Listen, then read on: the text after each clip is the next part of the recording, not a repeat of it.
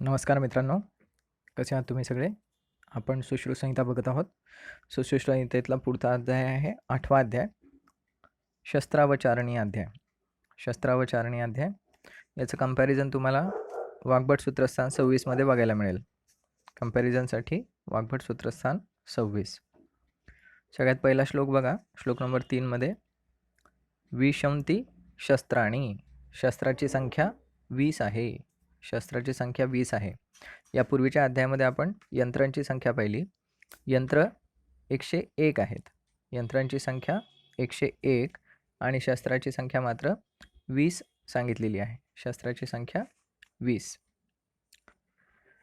तर त्यामधले त्याचे नावं दिलेले आहेत पुढे: मंडलाग्र, करपत्र, वृद्धिपत्र, नखशस्त्र, मुद्रिका, उत्पलपत्र, अर्धधार, सूची, कुशपत्र, आटीमुख, शरारीमुख, त्रिकूर्च, कुठारिका, ब्रीहिमुख, आर्यवत वगैरे वगैरे हे सगळे शस्त्रांची नावं दिलेली आहेत.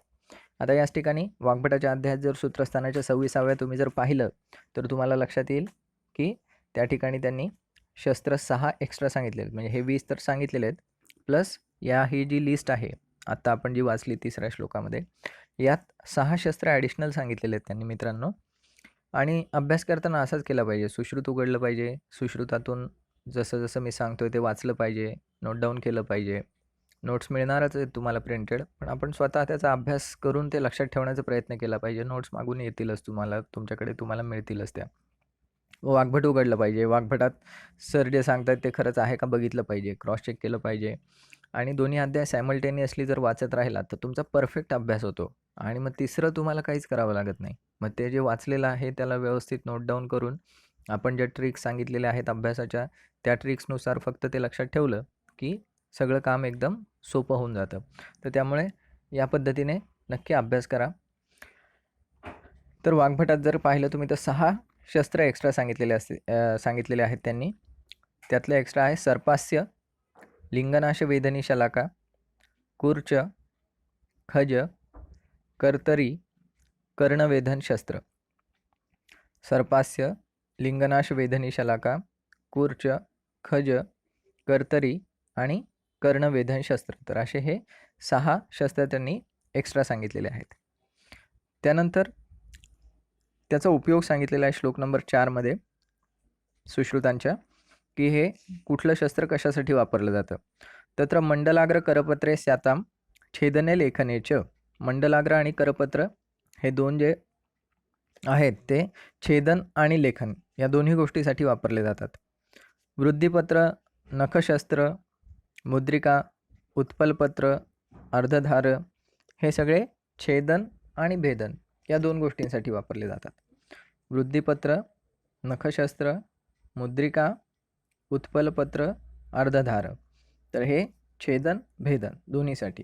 मंडलाग्र आणि करपत्र हे छेदन प्लस लेखनासाठी होते. हे खालची लिस्ट जी आहे ही छेदन प्लस भेदनासाठी.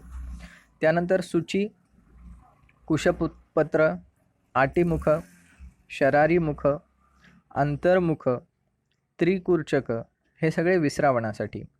सूची, कुशपत्र, आटीमुख, शरारीमुख, अंतर्मुख, त्रिकूर्चक हे सगळे विश्रावणासाठी वापरले जातात. त्यानंतर कुठारिका, ब्रीहिमुख, आरा, वेतसपत्र हे सगळे आणि सूची हे सगळे व्यधनासाठी. कुठारिका, ब्रीहिमुख, आरा, वेतसपत्र आणि सूची हे सगळे वेधनासाठी. पुढे आहे बडिश आणि दंतशंकू हे 2 आहरणासाठी वापरले जातात. बडिश आणि दंतशंकू आहरणासाठी. ऐशण आणि अनुलोमन दोन्ही गोष्टींसाठी. असं आपल्याला वाटतं की ऐशणी आहे, नावातच आहे ऐशणी, ऐशणासाठी आहे, पण ऐशणी ही ऐशण आणि अनुलोमन ह्या दोन्ही गोष्टींसाठी आहे. आणि त्यानंतर सूची, सीवन. सूची ही सीवनासाठी. तर इति अष्टविधे कर्माणी उपयोगः शस्त्राणां व्याख्याता. तर असं हे 8 अष्टविध शस्त्रकर्मासाठी या सगळ्या शस्त्रांचा उपयोग होतो. आता ही लिस्ट जर आपण नीट वाचली किंवा पाहिली तर आपल्याला लक्षात येतं की सूची ही रिपीट झालेली आहे. सूची ही विश्रावणामध्ये पण आलेली आहे, सूची ही वेदनामध्ये पण आलेली आहे, सूची ही सीवनामध्ये पण आलेली आहे. तर अशा 3 ठिकाणी सूची शस्त्राचा उपयोग त्यांनी केलेला आहे. सूची विश्रावण, सूची वेधन, सूची सीवन. त्यामुळे जर असा प्रश्न आला की सूची का किस शस्त्रकर्म में उपयोग होता है, मग त्याच्यात वेधन, सीवन, विश्रावण, ऑल ऑफ दी अबव असेल तर त्याचं उत्तर ऑल ऑफ दी अबव असं पण देतात. कधी कधी तुम्हाला कन्फ्यूज करण्यासाठी तुमच्या डोक्यात हे फिक्स बसतं की सूची हे 3 ठिकाणी आलेली आहे, पण ते 3 ठिकाणं कोणते किंवा 3 शस्त्रकर्म कोणते हे पण तुम्हाला परफेक्ट माहिती असणं गरजेचं आहे. मग ते तुम्हाला कन्फ्यूज करतील नाही तर की सूची का उपयोग निम्न में से किस शस्त्रकर्म के लिए किया जाता है, भेदन, वेधन, अनुलोमन, इनमें से सभी. मग अशा वेळी आपल्याला कन्फ्यूज काय होतं की अरे ते 3 ठिकाणी होतं कुठेतरी, मग ते एक भेदन तर होतं की वेदन होतं असं असं कन्फ्यूज होतं. पण आता याच्यामध्ये काय, याच्यात एकच उत्तर आहे त्याचं, याच्यात ऑल ऑफ दी अबव उत्तर नाही आहे. त्यामुळे नेमकं काय विचारलं आहे, तर त्यामुळे हे तिन्ही गोष्टी आपल्याला परफेक्ट माहिती असणं गरजेचं आहे की सूची विश्रावणासाठी, वेदनासाठी आणि सीवनासाठी, आणि बाकीच्या पण शस्त्रकर्माचे उपयोग हे अशा पद्धतीने जे मी सांगितले त्या पद्धतीने ते लक्षात ठेवा. त्याच्यावर नेहमी प्रश्न विचारले जातात. त्यानंतर पुढे श्लोक नंबर 5 मध्ये शस्त्र कोणतं, शस्त्र कसं पकडायचं याच्याविषयी त्यांनी वर्णन केलेलं आहे. तेषामथ यथायोग ग्रहण समास उपाय, की ते ग्रहण कसं करायचं म्हणजे पकडायचं कसं हातात त्याच्यासाठी त्यांनी दिलेलं आहे. कर्मसु वक्षन्ते तत्र वृद्धिपत्र वृंतफल साधारणे भागे गृह्णीयात भेदनानेव सर्वाणी, की ते कसं पकडायचं आहे तर ते वृंत फल आणि वृंताच्या साधारण भागावर ग्रहण करायचे, की फलवृंताच्या साधारण भागावर, वृंत फल साधारणे भागे, वृंत फल साधारणे भागे त्या ठिकाणी ते पकडायला सांगितलेलं आहे. त्यानंतर वृद्धिपत्र, मंडलाग्र हे 2 शस्त्र जे आहेत ते किंचित उन्नतेन अनेन पाणीना, की थोडासा हात वर करून, उत्तानेन पाणीना सॉरी किंचित उत्तानेन पाणीना असं त्यांनी सांगितलेलं आहे की वृद्धिपत्र, मंडलाग्र हे जे 2 आहेत तर उत्तानेन पाणीना याच्यासाठी ते लेखनासाठी वापरायचे. लेखनासाठी वापरताना उत्तान पाणी, पाणी म्हणजे हात, हात थोडासा असा वर, उत्तान म्हणजे पसरवून आणि वरच्या बाजूला धरून असा तो पकडायचा आहे. त्यानंतर विश्रावणासाठी वृंताग्रावर धरायला सांगितलेलं आहे. विश्रावणासाठी त्याच्या वृंताग्रावर धरायचं आहे. त्यानंतर महत्त्वाची ओळ जी आहे त्याच्यावर MCQ विचारले जाऊ शकतात जास्तीत जास्त. आता हे सगळे गोष्टी जे आत्ता मी सांगितले ह्या नाईस टू नो मध्ये आहेत, मस्ट टू नो मध्ये नाही आहे. ही जी गोष्ट आहे मात्र ही मस्ट टू नोची आहे. जसं की विशेषेण तू बाल वृद्ध सुकुमार भीरू नारीणाम राज्ञाम राजपुत्रांश्च त्रिकुर्चकेन विश्रावयेत, की बालक, वृद्ध, सुकुमार, भीरू आणि नारी, राजा हे आणि राजपुत्र या सगळ्यांना विश्रावण करताना त्रिकुर्चकाने विश्रावण करायला सांगितलेलं आहे. या सगळ्यांना त्रिकुर्चकाने. मग असा प्रश्न विचारला जाऊ शकतो की राजा को विश्रावणार्थ कौन-सा शस्त्र उच्चारण करना चाहिए, किंवा बालक को कौन-सा शस्त्र उच्चारण करना चाहिए, भीरू, भीरू म्हणजे भित्र्या लोकाला कुठलं शस्त्र वापरावं विश्रावणासाठी, नारी म्हणजे स्त्रियांना कुठलं शस्त्रांनी विश्रावण करावं. तर असा प्रश्न विचारला जाऊ शकतो. मग त्याचं उत्तर असेल त्रिकुर्च. या सगळ्यांना त्रिकुर्चाने विश्रावण करायला सांगितलेलं आहे. कारण तसं पाहिलं तर विश्रावणासाठी जी लिस्ट आपण पाहिली तर सूची आहे, कुशपत्र आहे, आटीमुख, शरारीमुख, अंतर्मुख, त्रिकुर्च एवढे 6 ऑप्शन्स आहेत. विश्रावणासाठी हे 6 ऑप्शन्स आहेत. पण ज्यावेळी आपल्याला बालक, वृद्ध, सुकुमार, भीरू, नारी यांना वापरायचं असेल तर त्यावेळी त्याला त्रिकुर्चच वापरायचं. आणि विश्रावण करण्यासाठी कुठे पकडायचं आहे तर ते वृंताग्रावर पकडायचं आहे. असे ऑप्शन देऊ शकतो की विश्रावणासाठी शस्त्र ग्रहण कहाँ पे करना चाहिए, विश्रावण के लिए शस्त्र ग्रहण कहाँ म्हणजे कुठे पकडायला पाहिजे. मग वृंतफल साधारणे भागे किंवा किंचित उत्तानेन पाणीना आणि वृंताग्रे, तर मग त्याचं उत्तर असेल वृंताग्रे.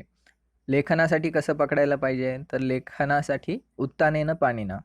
त्यानंतर वृद्धिपत्र कसं पकडायला पाहिजे तर वृंतफल साधारणे भागे. तर हे पिन पॉईंट गोष्टी आहेत. आणि मग थोडासा अवघड प्रश्न विचारायचं त्यांनी ठरवलं तर मग याच्यावर प्रश्न येईल आणि मग बरेच जण याच्याकडे तसं लक्ष देत नाही फारसं. त्यानंतर मग तलप्रच्छादित वृत्तम अंगुष्ठ प्रदेशिनीभ्याम ब्रीहिमुखम.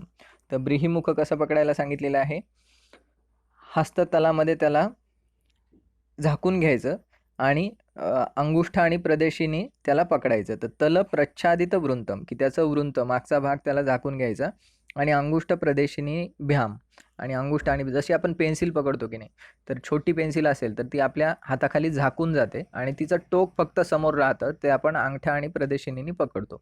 तर तशा पद्धतीने आपल्याला हे शस्त्र पकडायला सांगितलेलं आहे ब्रीहिमुख. तर ब्रीहिमुख पकडताना की आपल्या हस्ततलाने ते झाकून घ्यायचं त्याचं मागचा भाग, आणि समोरचं टोक फक्त अंगठा आणि पहिलं बोट, तर प्रदेशिनी अंगुली म्हणतात त्याला, तर त्याच्याने पकडायला सांगितलेलं आहे. त्यानंतर कुठारी काम वामहस्तानी स्तमितर हस्त मध्यमांगुली अंगुष्ठ विष्टब्धयाभी आहन्यात आरा करपत्र येषणी मूले, की त्यांनी सांगितलेलं आहे की कुठारिका हे वामहस्तानी ग्रहण करावं आणि दक्षिण हाताच्या मध्यमा आणि अंगुठाच्या सहाय्याने त्याचा उपयोग करावा. तर कुठारिका शस्त्र डाव्या हातात पकडावं आणि मधल्या उजव्या हाताच्या मध्यमा आणि अंगुष्ठ याच्या सहाय्याने त्याचा उपयोग करावा असं त्यांनी सांगितलेलं आहे. त्यानंतर आरा करपत्र एषणी मूलापासून ग्रहण करावी.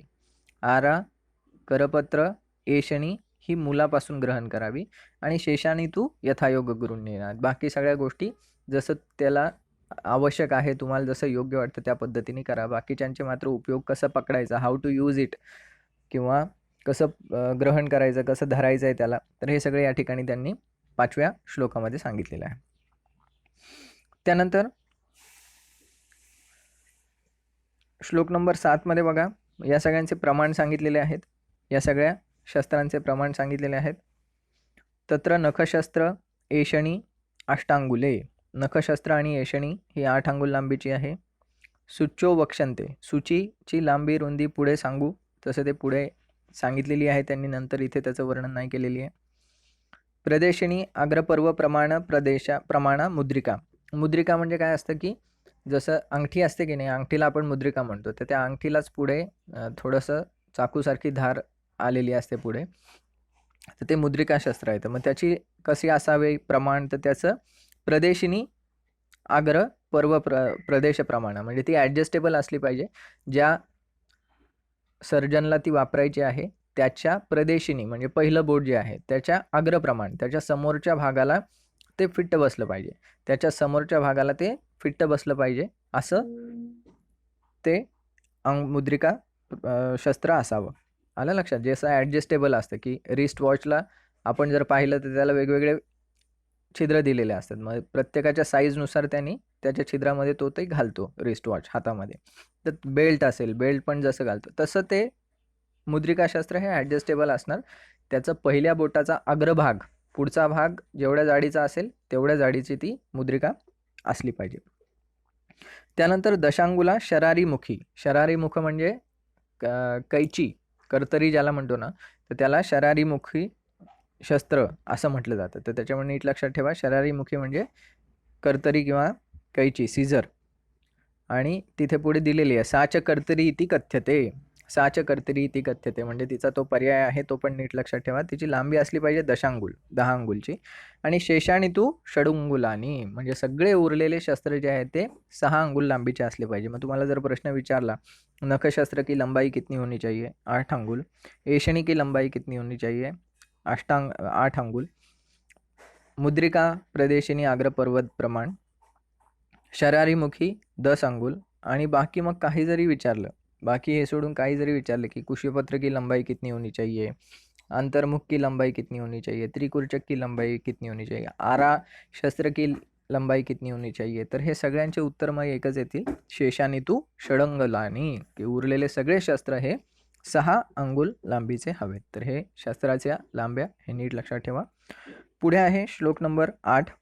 तानी सुग्रहाणी सुलोहानी सुधाराणी सुरूपाणी सुसमहित मुखाग्राणी अकरालानी चैती शस्त्रसंपत, की शस्त्र कसे असले पाहिजे. सुग्रहाणी, सुग्रहाणी म्हणजे पकडायला सोपे असले पाहिजे. सुधाराणी, की त्याची धार चांगली असली पाहिजे. त्याची धार चांगली असली पाहिजे. सुरूपाणी, त्याला दिसायला चांगले असले पाहिजे. सुलोहानी, सुलोहानी म्हणजे चांगल्या लोखंडापासून किंवा चांगल्या धातूपासून ते बनवलेले असले पाहिजे, दिसायला चांगले पाहिजे. सुसमहित मुख अग्राणी, त्याचा समोरचा भाग जो आहे तो सुसमहित असला पाहिजे, कसा तरी बेडब वाकडा तिकडा असा असता कामा नये. आणि अकरालानी, आणि अकराल असले पाहिजे. कराल म्हणजे काय, तर कराल ही आपण एक दंतोत्पत्ती पण पाहिलेली आहे मागे, पण मी सांगितलं तत्र ऊर्ध्वस्तनी करालम कुर्यात, की ऊर्ध्वस्तनी जर असेल एखादी धात्री तर त्याला होणारं बाळ जे आहे ते कराल असेल, तर कराल दंतोत्पत्ती म्हणजे काय, तर वाकडे तिकडे दात येणं, त्याला कराल दंतोत्पत्ती असं म्हटलं जातं. तर ते शस्त्र तसं असता कामा नये, तसं असता कामा नये, अकराल पाहिजे, ते कराल नाही पाहिजे. तर त्यामुळे ते त्याचे सगळे गुण आहेत, हे सगळे शस्त्रसंपत त्यांनी सांगितलेलं आहे, की शस्त्रसंपत म्हणजे शस्त्रचे गुण. तर ते 6 गुण आहेत, ते नीट लक्षात ठेवा. तसा आकडा त्यांनी सांगितलेला नाही, त्याच्यामुळे विचारणार नाही, पण तरी पण विचारलंच एखाद्याने तर आपल्याला माहीत पाहिजे, की सुग्रहाणी, सुलोहानी, सुधाराणी, सुरूपाणी, सुसमहितमुख अग्राणी आणि अकरालानी. तर असे हे 6 गोष्टी शस्त्रसंपत म्हणून त्यांनी दिलेलं आहे. त्यानंतर शस्त्र दोष दिलेले आहेत पुढच्या श्लोकामध्ये, श्लोक नंबर 9 मध्ये.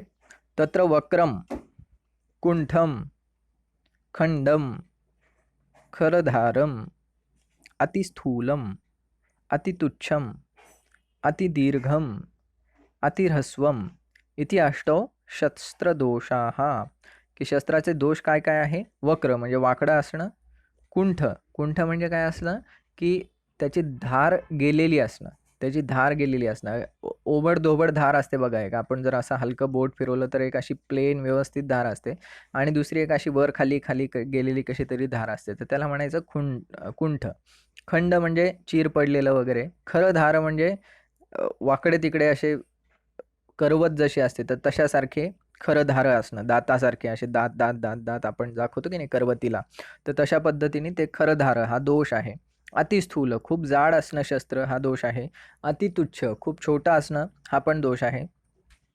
अतिदीर्घ, खूप लांब असू नये. अतिह्रस्व, खूप छोटं असू नये. तर हे शस्त्रदोष 8 प्रकारचे, शस्त्रदोष हे 8 प्रकारचे सांगितलेले आहेत. यापूर्वी आपण यंत्रदोष पण बघितले होते, तर यंत्रदोष होते 12, शस्त्रदोष आहेत 8. इथे आकडा सांगितलेला नाही आहे, तसा आकडा सांगितलेला नाही आहे, पण मोजले तर ते 8 भरतात. आणि यंत्रदोष आणि शस्त्रदोष आपण पुन्हा एकदा वाचले, असं केलं पाहिजे आपण, की शस्त्रदोष वाचताना अरे यंत्रदोष पण आले होते, म्हणजे आपल्याला पाठ आहेत का, मग पाठ असले तर आठवले पाहिजे, नसतील पाठ तर एकदा बघितलं पाहिजे परत पाठ करून वाचून, की अरे त्यात काय काय होतं. जसं मी त्याचा एक ट्रिक सांगितली होती ती लक्षात ठेवायची, की अतिवाले वेगळे काढा, अवाले वेगळे काढा, मृदूवाले वेगळे काढा. आणि ते जर दोन्ही लिस्ट आपण वाचल्या तर त्यात आपल्याला असं लक्षात येईल, की अतिस्थूल आणि अतिदीर्घ ह्या 2 जे दोष आहेत हे यंत्रात पण आहेत आणि हे शस्त्रामध्ये पण आहे, तर मग हे कॉमन आहे. मग अशा वेळी त्यांनी अभ्यास करून एखाद्याने प्रश्न काढला तर ते काढतात, की अतिस्थूल यह किसका दोष आहे, शस्त्र काय आहे, यंत्र काय आहे, दोनों काय आहे. तर मग आपल्याला आठवत बसावं लागतं सगळे यंत्राचे दोष, सगळे शस्त्राचे दोष. पण तसं न करता आपण आधीच हे काढून ठेवलं, की हे दोघांमध्ये कॉमन आहे, आणि त्याचा प्रत्येक वेळी अभ्यास केला, आपल्याला प्रश्न विचारल्या माहिती असतं, की अरे हां, हे दोघांमध्ये कॉमन आहे. यावर्षी जर पेपर पाहिला असता आपण तर खूप लेंदी पेपर होता, आणि खूप असं डिस्क्रिप्टिव्ह विचारलं होतं, की हे असं आहे, असं आहे, असं आहे, असं आहे, मग काय आहे उत्तर. तर असं बरंच आधी त्यांनी बरेच 4-4 ओळी दिल्या, आणि त्या 4 ओळीचा अभ्यास करून मग त्याचं उत्तर द्यायचं, किंवा 4-4 जोड्या लावायच्या आणि मग त्याची करेक्ट जोडी काय आहे, तर असे उत्तर. मग अशा वेळी आपल्याला हा पिनपॉईंट अभ्यास आहे ना, तो कामाला येतो.